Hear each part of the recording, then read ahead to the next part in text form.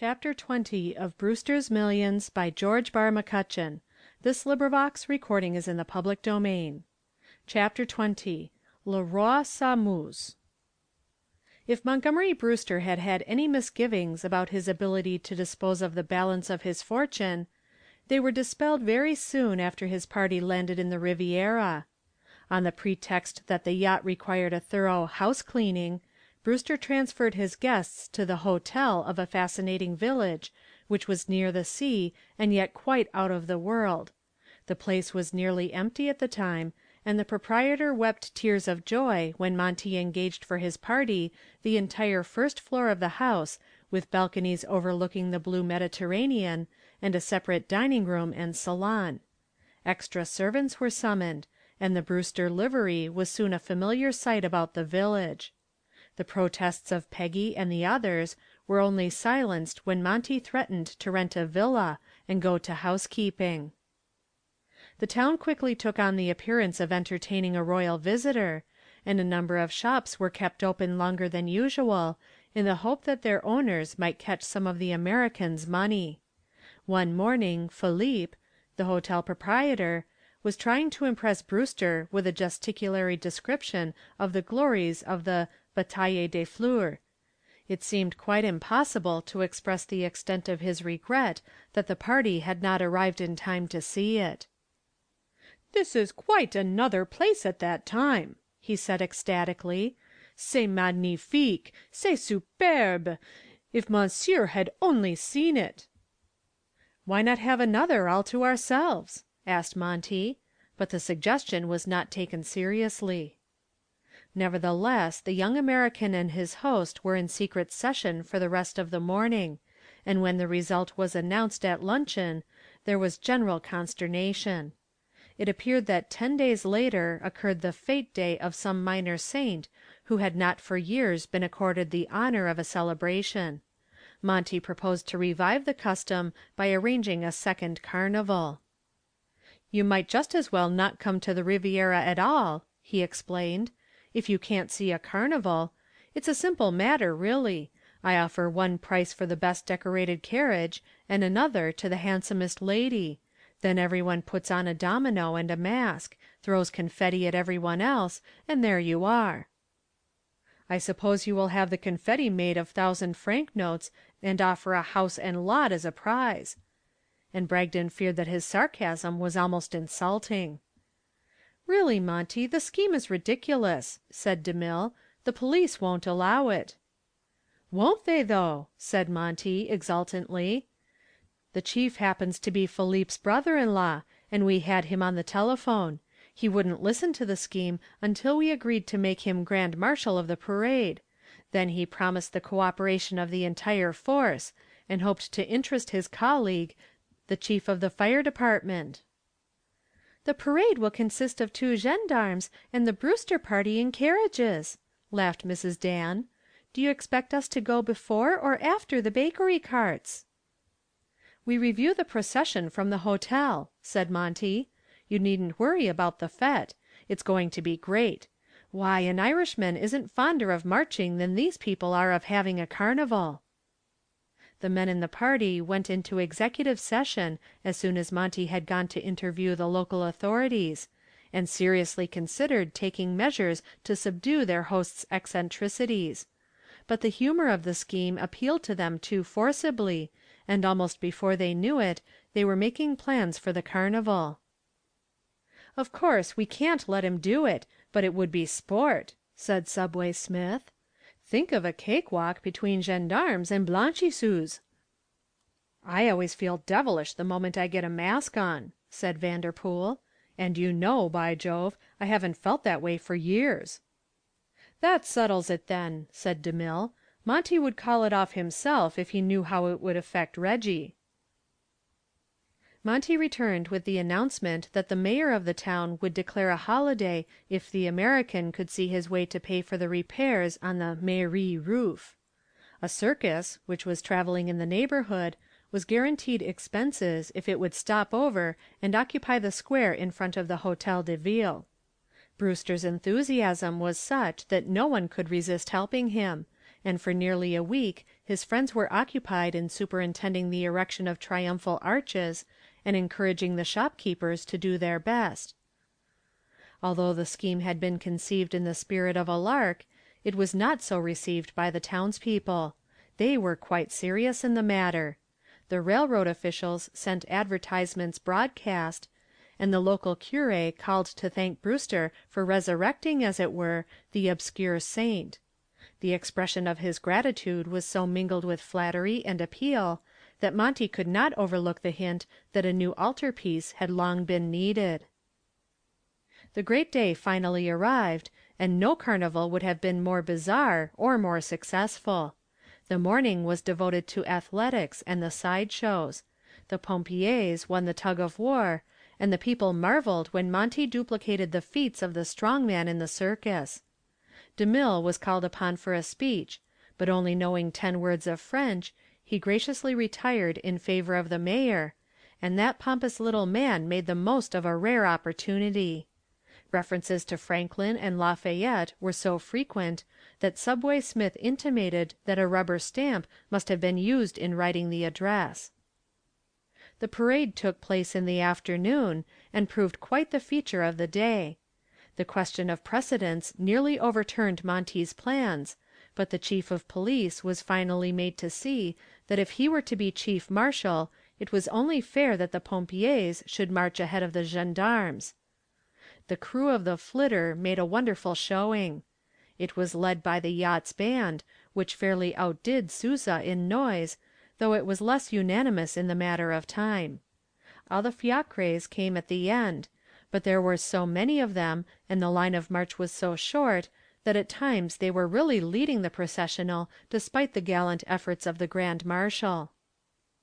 From the balcony of the hotel, Monty and his party pelted those below with flowers and confetti. More allusions to Franklin and Lafayette were made, when the curé and the mayor halted the procession and presented Monty with an address richly engrossed on imitation parchment.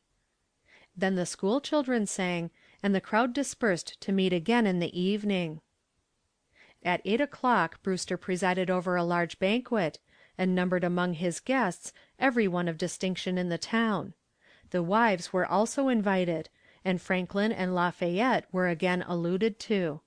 Each of the men made at least one speech, but Subway Smith's third address was the hit of the evening. Knowing nothing but English, he had previously clung consistently to that language, but the third and final address seemed to demand something more friendly and genial. With a sweeping bow, and with all the dignity of a statesman, he began, "Mesdames et messieurs, j'ai, tu as, il a, nous avons," with a magnificent gesture, "vous avez." The French members of the company were not equal to his pronunciation, and were under the impression that he was still talking English. They were profoundly impressed with his deference and grace, and accorded his preamble a round of applause. The Americans did their utmost to persuade him to be seated, but their uproar was mistaken by the others for enthusiasm, and the applause grew louder than ever. Subway held up his hand for silence, and his manner suggested that he was about to utter some peculiarly important thought. He waited until a pin-fall could have been heard before he went on. "Maitre Corbeau sur un arbre perché." He finished the speech as he was being carried bodily from the room by DeMille and Bragdon. The Frenchman then imagined that Smith's remarks had been insulting, and his friends had silenced him on that account. A riot seemed imminent when Monty succeeded in restoring silence, and with a few tactful remarks about Franklin and Lafayette, quieted the excited guests. The evening ended with fireworks and a dance in the open air, a dance that grew gay under the masks. The wheels had been well oiled, and there was no visible failure of the carnival spirit.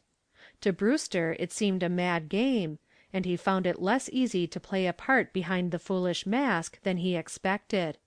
His own friends seemed to elude him, and the coquetries of the village damsels had merely a fleeting charm. He was standing apart to watch the glimmering crowd when he was startled by a smothered cry. Turning to investigate, he discovered a little red domino, unmistakably frightened, and trying to release herself from a too ardent Punchinello.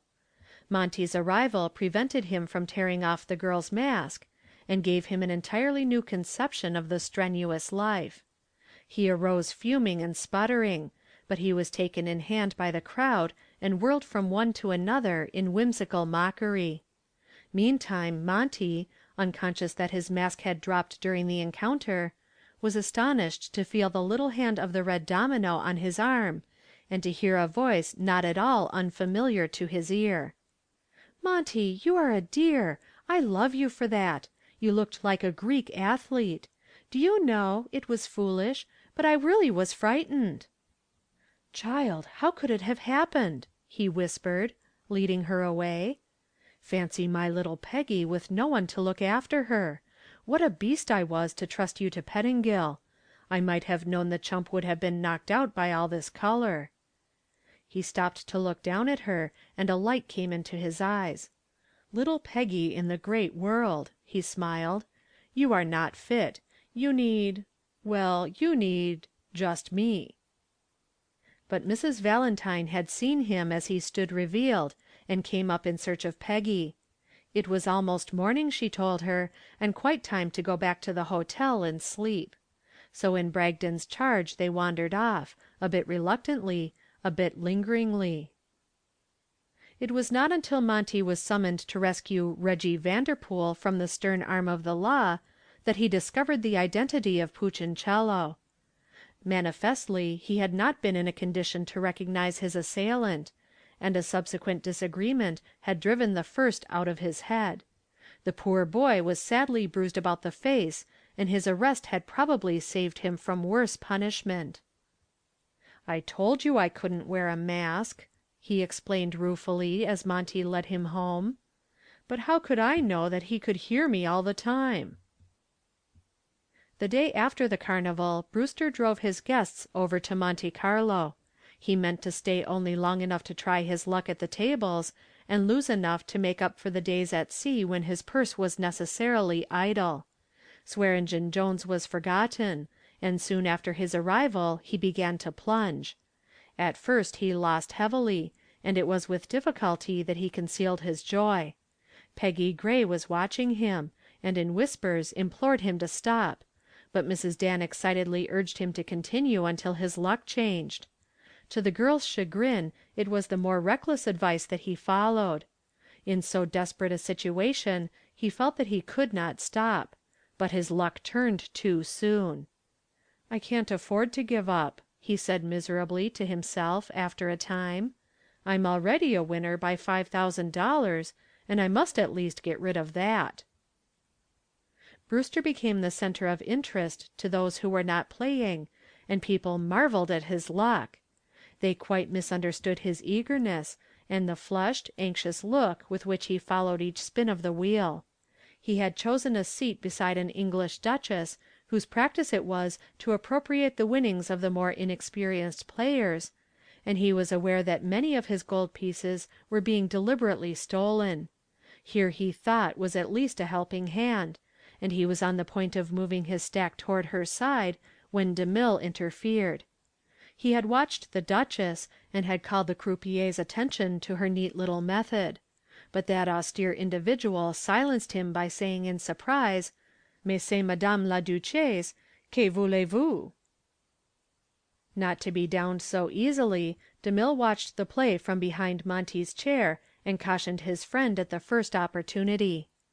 "Better cash in and change your seat, Monty. They're robbing you," he whispered. "Cash in when I'm away ahead of the game? Never!" And Monty did his best to assume a joyful tone. At first he played with no effort at system, piling his money flat on the numbers which seemed to have least chance of winning. But he simply could not lose. Then he tried to reverse different systems he had heard of, but they turned out to be winners. Finally, in desperation, he began doubling on one color in the hope that he would surely lose in the end. But his particular fate was against him. With his entire stake on the red, the ball continued to fall into the red holes until the croupier announced that the bank was broken. Dan DeMille gathered in the money and counted $40,000 before he handed it to Monty.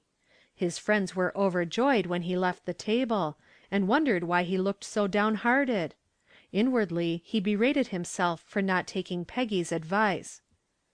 "I'm so glad for your sake that you did not stop when I asked you, Monty, but your luck does not change my belief that gambling is next to stealing," Peggy was constrained to say as they went to supper. "I wish I had taken your advice," he said gloomily. "And missed the fortune you have won? How foolish of you, Monty. You were a loser by several $1,000s then," she objected with whimsical inconsistency. "But Peggy," he said quietly, looking deep into her eyes, "it would have won me your respect." End of chapter 20.